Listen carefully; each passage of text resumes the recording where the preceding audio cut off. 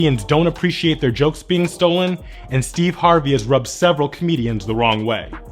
Well, it looks like Harvey has found himself in some trouble. No Halloween costume.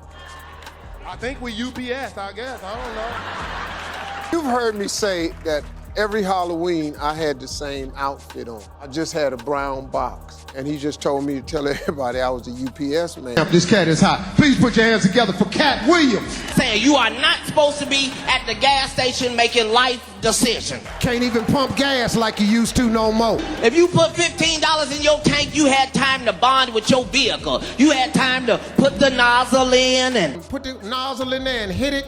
set the clicker and look through your car and clean off the dashboard and Be sitting there talking, be on your phone. Hey, what's happening? Be walking around, cleaning the windshield. Steve Harvey didn't just make it to the top. He crushed a few toes on the way up. At least that's what more and more comedians are saying now. The laughter's gone quiet and the real talk is getting loud. Some of Steve's own peers are spilling that his climb to fame wasn't exactly clean. Behind those sharp suits, smooth smiles, and big motivational speeches, there were hurt friendships, borrowed jokes, and secret deals that left plenty of folks in the comedy world side-eyeing his success. For years, everyone kept their mouths shut, but not anymore. Telling people you work with, I don't want you even to be next to me. Like, I have such disdain for you that I'm annoyed by your presence. Heard you go on the air and you said, my sister done burnt too many bridges and there's nothing I can do for her now.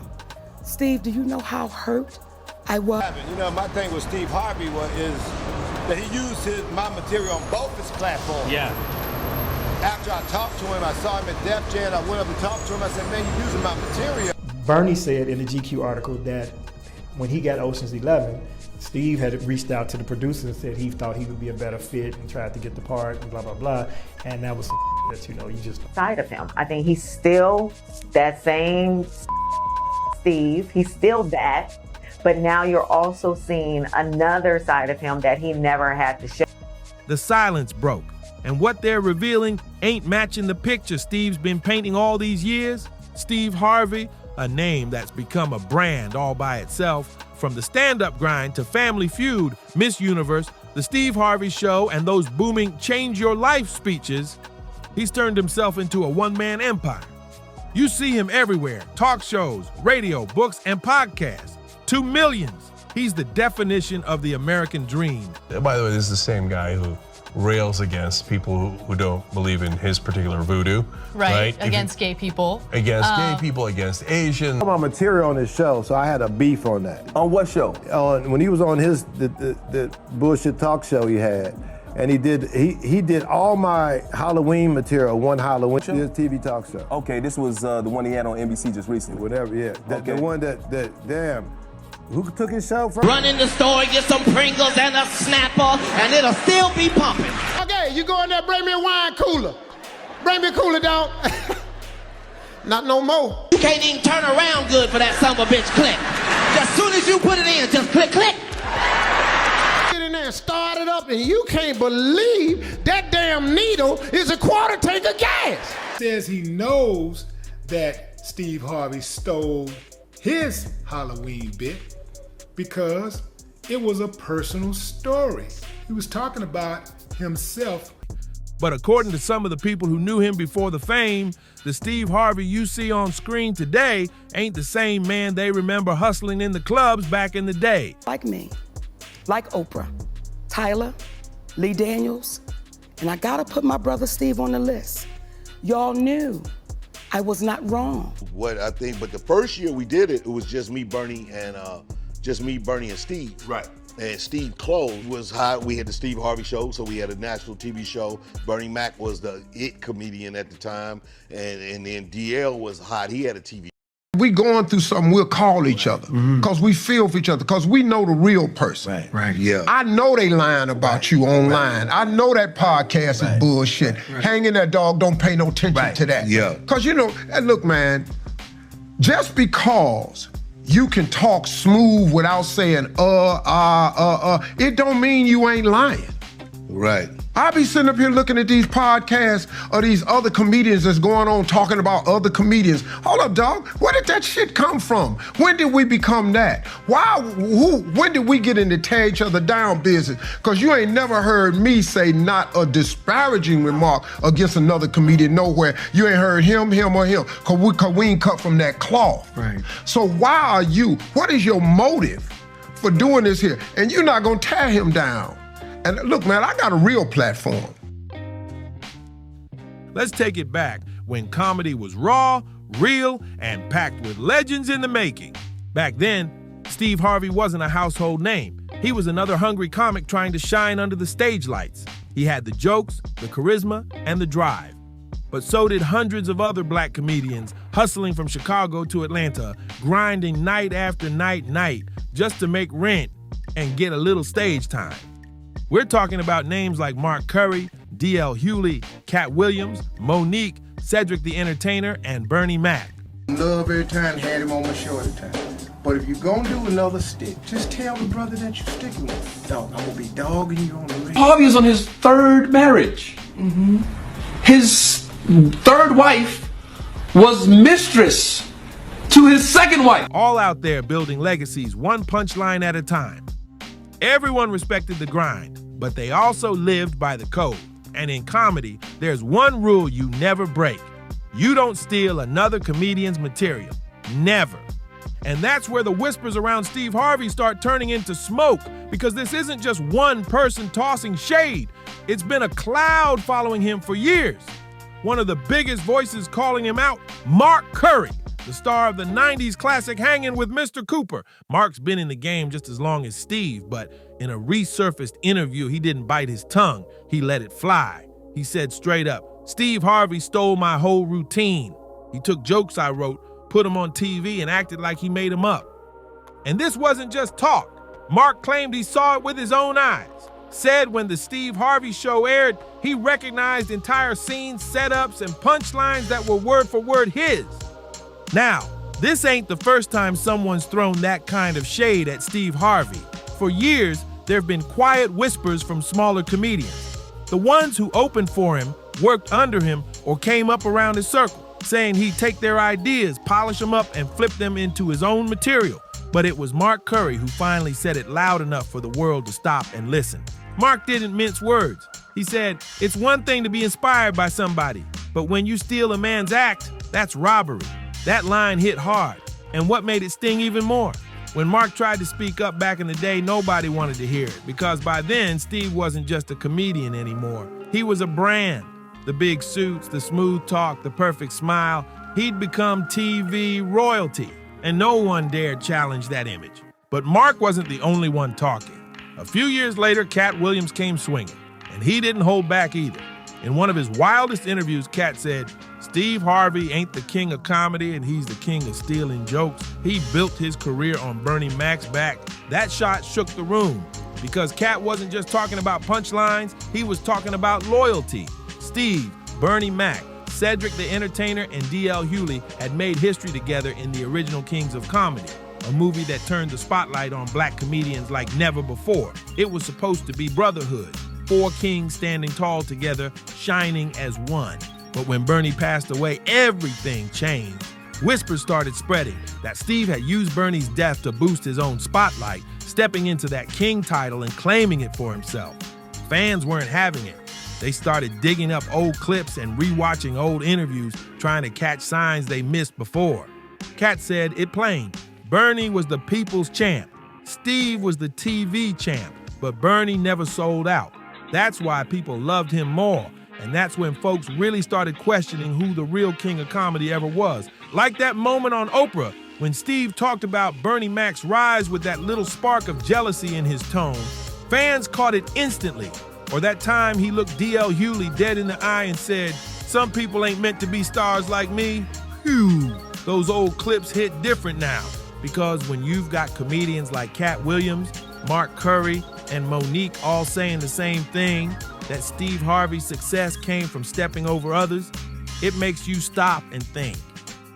Maybe those smiles and sermons were hiding a lot more than folks realized. Even D.L. Hughley, one of Steve's oldest friends in the game, hasn't always been on the same page with him. In a recent podcast, DL dropped a slick but heavy line. Steve knows how to survive in any room, but that don't mean everybody likes the way he do it. That comment said a lot without saying too much. He was talking about Steve's survival instincts, how he can switch it up depending on who's watching. One moment, he's keeping it real for the streets. The next, he's playing nice for the Hollywood execs. Basically, he's mastered the art of playing both sides, and that's exactly why so many comedians say he's not to be underestimated. Comedy has always been about one thing: authenticity. Real ones recognize real ones. But Hollywood, that's a whole different jungle. In that world, survival comes first. And Steve Harvey learned early that if you want to make it to the top, you sometimes got to break a few hearts on the way up. One comedian who worked with Steve back in the grind days said it best. He'd smile in your face, laugh with you, but the next day he'd be meeting with your agent, pitching your material. That's wild, but that's also how you go from small-time club sets to owning the spotlight on primetime TV. Still, it might explain why the higher Steve climbed, the fewer real friends he kept in the comedy world. Now let's get into the fallout that had everyone talking, the clash between Steve Harvey and Monique. When Monique started exposing Hollywood for blackballing her, Steve was one of the first to go public against her. On live TV, he told her straight, "You can't sacrifice money for integrity. This is the money game." That moment blew up everywhere, and it showed the world exactly how Steve thinks when the cameras are rolling. For Monique, that cut deep. She saw Steve as a friend, someone who came up the same way she did, a real one from the grind. But right then, she realized he wasn't standing beside her. He was standing behind the same Hollywood system that locked her out. Fans watched it play out and started putting two and two together. If Steve could turn on Monique like that in public, who knows what went down behind closed doors? And here's the part that shocked everyone. Even Steve himself has admitted he's done some unforgivable things to get where he is. In one old interview, he said, "I've done things I ain't proud of. But when you hungry, you eat what's in front of you." At first, it sounded like he was just being deep, until people started wondering if he was being honest. Because every comedian who came up with him describes him the same way: hungry, ruthless, with ambition. A man who wanted success so bad, he didn't care who he had to step over to grab it. But here's the real twist. The higher you climb, the louder the echoes of what you stepped on to get there. And now, all these years later, Steve Harvey's past is knocking at his door. Old clips are popping up. Comedians are finally talking, and fans are starting to notice the cracks in that polished Mr. Perfect image. Because at this point, it's not just about stolen jokes. It's about how fame can twist a man's soul. Think about it. This is the same Steve who's always preaching faith, family, and values, but also made headlines for cheating on his wife and rebuilding his empire straight out of Hollywood's pockets. The same Steve who talks loyalty and integrity, but allegedly made backdoor moves that left some of his own people in the dust. Even a few of his old radio team members have spoken up, saying they felt used and replaced once his name blew up.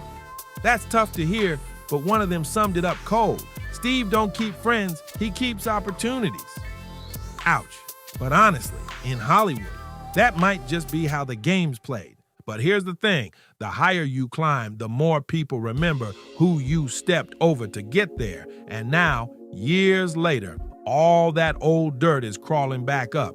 Old clips are resurfacing. Comedians are finally speaking out, and fans are starting to see cracks in that spotless Steve Harvey image. Because now it's way bigger than stolen jokes. It's about how fame can change a man from the inside out. Let's not forget, this is the same Steve who's always preaching faith and family. But this is also the same man who publicly admitted to cheating on his wife and rebuilding his empire with Hollywood money. The same Steve who talks loyalty and respect, but allegedly made deals that left his own people hanging when he got that big break. Even some of his old radio crew started speaking up, saying they felt used and replaced once Steve's name went global. That stings, but one of them said it best. Steve don't keep friends, he keeps opportunities, cold word. But in Hollywood, maybe that's the only way some folks survive. At the end of the day, maybe Steve Harvey is the perfect example of the uncomfortable truth about fame. that sometimes being talented just ain't enough. To survive at the top, you gotta be strategic, ruthless, and ready to smile while taking what's yours, even if it means someone else loses out. Because in this game, it's not always the funniest who win, it's the smartest. And one thing's for sure, Steve Harvey's always known how to play the game. Like D.L. Hughley once said, just because you made it don't mean everybody clapping's happy for you. That line hits different now. Maybe Steve's rise really was legendary, but every legend leaves a trail behind. His came with broken friendships, shattered trust, and respect that never quite healed. And now, as one comedian after another starts speaking up, fans are starting to ask the real question. Did Steve Harvey build his empire, or did he borrow it from everyone who stood beside him on the way up? Either way, the truth's out in the open now. While Steve's busy writing the next chapter of his story, with new shows, new books, and new speeches, the people who were there from the beginning are finally telling their side, because in comedy, timing is everything. But when it comes to karma, it never misses its cue. So what do you think? Did Steve Harvey really climb his way to the top by scheming and snatching what wasn't his? Or are these just bitter voices from the sidelines trying to pull him down now that he's made it big? Either way, one thing's crystal clear. The laughter might have made Steve Harvey a legend, but the silence around him is starting to sound a whole lot louder. This is Buzz and Drama, where fame meets truth and legends meet receipts. If you enjoyed this deep dive, smash that like button, hit subscribe, and drop your thoughts in the comments. Because we've got plenty more untold stories Hollywood wishes would stay buried. Stay tuned, stay curious, and I'll catch you in the next one. You won't want to miss what's coming next.